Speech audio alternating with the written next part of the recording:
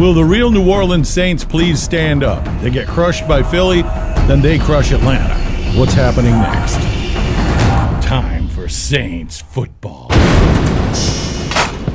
It's time to talk Saints football with the one and only Stephen Wiley. Hi, I'm Steve Wiley. Welcome to 70 Seconds of Saints. There are many times when I'm glad that I've never tried to make my living as a sportscaster, and this past week is a great example. Before the Saints dismantled the Falcons, I was watching the NFL Network, and those guys unanimously picked the Falcons to win that game. Well, we saw how that played out. It was fun watching them afterwards. Well, anyhow, this season in the NFL has been crazy. Saints season's been crazy. What's going on here? The beauty of that manhandling, I don't want to spend too much time on it, but here's the great thing. The Saints really helped themselves a couple of different ways. Not only did they knock Atlanta from the ranks of the undefeated and notch a division win, Atlanta, by the way, is now 0-1 in the division, they gave the rest of the league, all the common opponents, a blueprint for beating the Falcons. If you win the toss, take the ball. Atlanta's offensive line has gotten a lot of accolades for their ability to block for the run. Well, the Saints have exposed a vulnerability. They cannot protect Matt Ryan from the inside pass rush. So what you got to do is get on top of those guys and make them throw the ball. All right, moving forward, the Colts. Boy, they're kind of a mystery to me. They stumbled out of the gate with 2 straight losses. Then they won 3 in a row. And then, of course, they ran into the defending Super Bowl champion Patriots.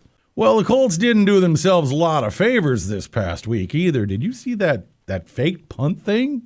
What was that all about? Well, anyhow, the Saints got to go into Lucas Oil. They're an underdog, and frankly, I like it that way.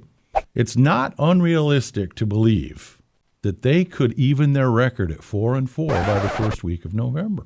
The Colts have been inconsistent. Was this past week a display of things to come? Well, we're going to find out. I mean, obviously, a lot of intangibles came into play that may be hard to duplicate. But here we go. Once again, playing an inconsistent team that did some pretty strange stuff last week. Then the following week, they're back at home in the Superdome against the New York Giants, who are not playing well. So it is not inconceivable for the Saints to be at the 500 mark by November 2nd. We'll be right back. And now it's time for Steve Wiley's Pick of the Week. All right, it's time to go to the tarot cards. Let's see what we come up with. We have the Emperor.